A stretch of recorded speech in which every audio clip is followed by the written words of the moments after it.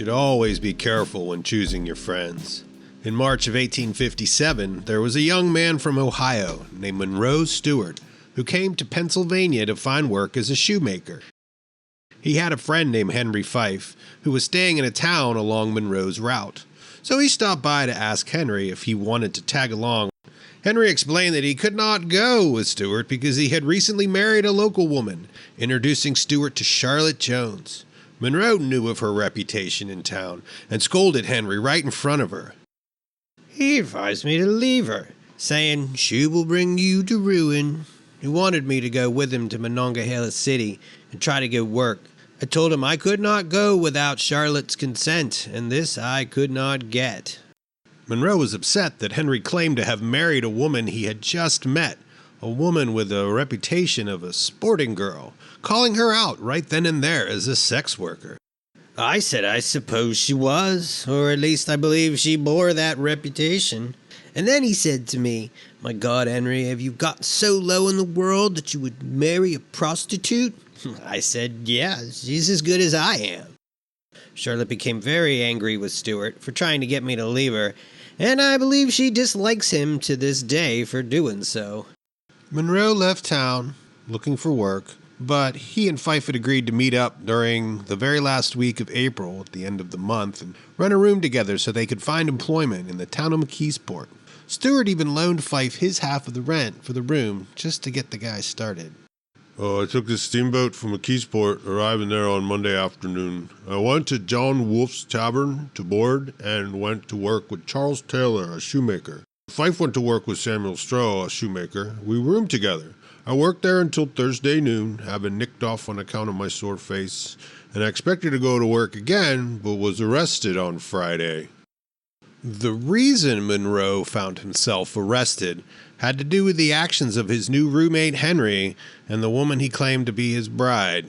I told Fife that Uncle had a good deal of money. He asked how much. I told him that they told me they had $1,100.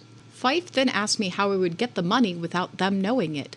I told him that I would poison them. I said I hated my aunt so bad I could kill her anyhow. And then, for the first time, the subject of robbing her uncle was mentioned. She told me her uncle had $1,100 of money. I asked how she knew, and she said she had seen it in his chest, and she believed she had a key that could open it. I asked her how she would undertake to get it, and if they ever left her alone in the house. She said they did not. I then said I did not see how she could get it, unless they were either poisoned or killed, or put out of the way. The two would argue the details of where she would get such poisons or if she could actually stomach murdering family members. But Charlotte insisted she could handle all of it, so Fife finally relented and set the date for Thursday, April 30th. Charlotte would poison the old couple's supper, and Henry would show up to help haul away all the money and cover up the crime scene. He just needed to come up with an alibi. Monroe Stewart had a massive boil on the side of his face that Thursday morning, which nagged him mercilessly.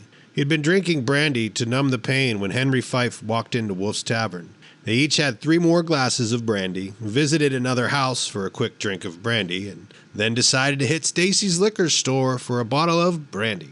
He appeared very drunk when we got to the market house, about 8 o'clock, as near as I could judge. I allowed that he was getting sick, and he sat down. Had the brandy with him, and I left him there.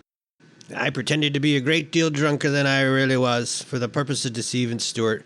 I wanted to get clear of him. I pretended that I was sleeping, but I was just as wide awake then as I am in this moment. And then he searched my pockets and took a key, a comb, and some other things out of them and left me. This was the last I saw of him until the next morning. Unfortunately for the two, when Charlotte had visited the various chemists and pharmacies in the Monongahela Valley area, her being completely unaffiliated with any reputable organization, she found it too difficult to locate a source of said poison to kill said family. When the two lovers met outside the small cabin home and Charlotte confessed she couldn't find any poison anywhere, they quickly devised a new plan. He asked if I had not killed them. I said I had not. He asked me if I got the poison. I said no. He then asked me how we were going to get the money. I said I did not know unless we killed them. I said I could kill Aunt if he could kill Uncle. He then said it was all right and drew a flask of brandy from his pocket and told me to take a good drink of that, and I done so. Fife was pretty drunk then. I asked him if he had a knife. He said he had, and he drew it out and he showed it to me. He then asked me to take another drink. I done so.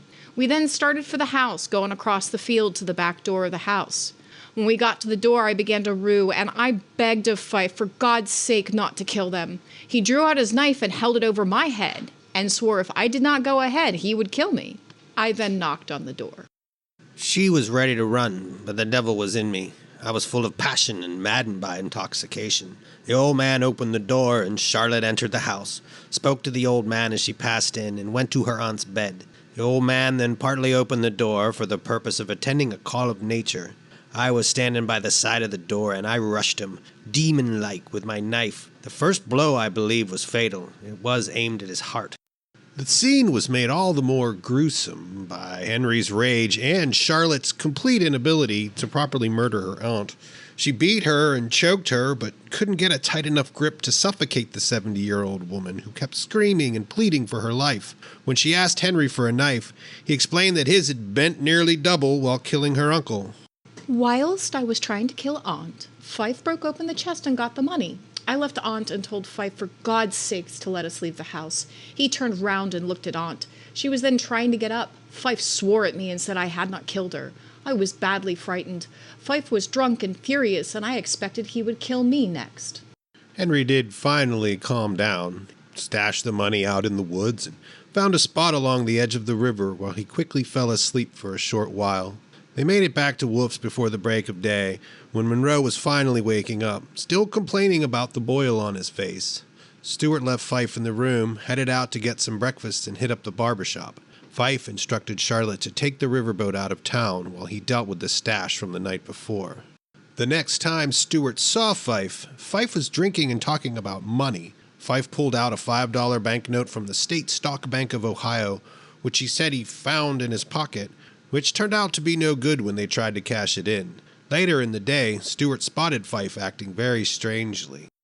Sometime during the forenoon, I had the occasion to go to the privy of the hotel. When I discovered Fife in the stable, closed the door, I stood on the seat and looked out of the hole over the door, and I saw him handling what I supposed to be notes or bank bills.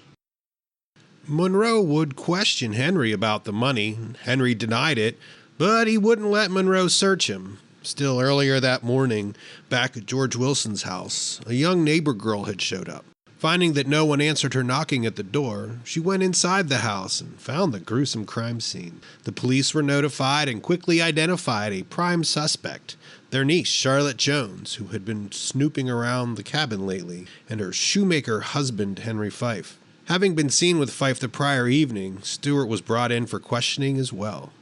When Charlotte was brought in for interrogation, she eventually testified that the murder had been carried out by Henry Fife and Monroe.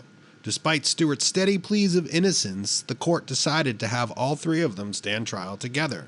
Charlotte maintained throughout the trial that Fife and Stewart had killed her aunt and uncle, and that she had tried to talk the men out of it to no avail. The evidence was thin, but the jury convicted all of them, and the judge ordered them to be hanged the following February. Henry and Charlotte would hang together on February 12th, and Stewart would have to wait his turn 2 weeks later on the 26th. As soon as the sentence was passed, and Henry knew there was no hope for him, he confessed to being guilty of the murder, but insisted that Charlotte had lied, that Monroe Stewart was completely innocent and had no knowledge of the murder.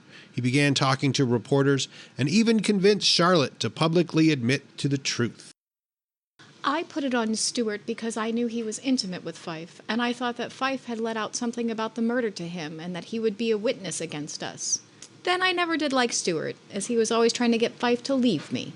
During the trial, the direct evidence against Monroe Stewart was flimsy, but since all three of the defendants had been tried and convicted together, it was tricky to free Stewart and not free Fife or Jones.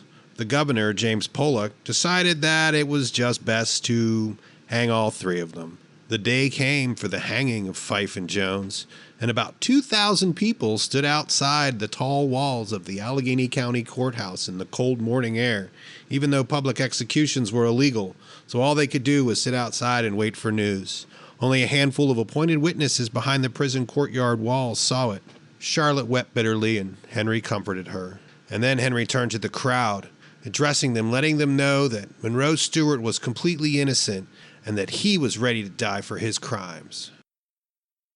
With the help of God, I will die like a man. Remember, gentlemen, I die game. With that, the platform fell, the rope pulled tight, and that was the end of the love affair of Henry Fife and Charlotte Jones. In a twist of good luck for Monroe, during those 2 weeks he was waiting to be executed, the governor who originally signed that execution was voted out of office, and the new governor, Governor Packer, was sympathetic to his story and pardoned Stewart just 4 days before his scheduled execution. In a twist of bad luck for Monroe, he apparently came down with smallpox just before being released from prison and died in the hospital 1 year after leaving his house in Ohio. The public howled with suggestions that somehow divine intervention had overruled the governor, that Stewart was truly guilty and God had punished him. Others believed that the state faked his death, gave him a new identity, and sent him out in the world to start over. The truth as to what really happened that night will never be known. Guilty or innocent, Monroe Stewart made a really bad choice in friends one time, and it cost him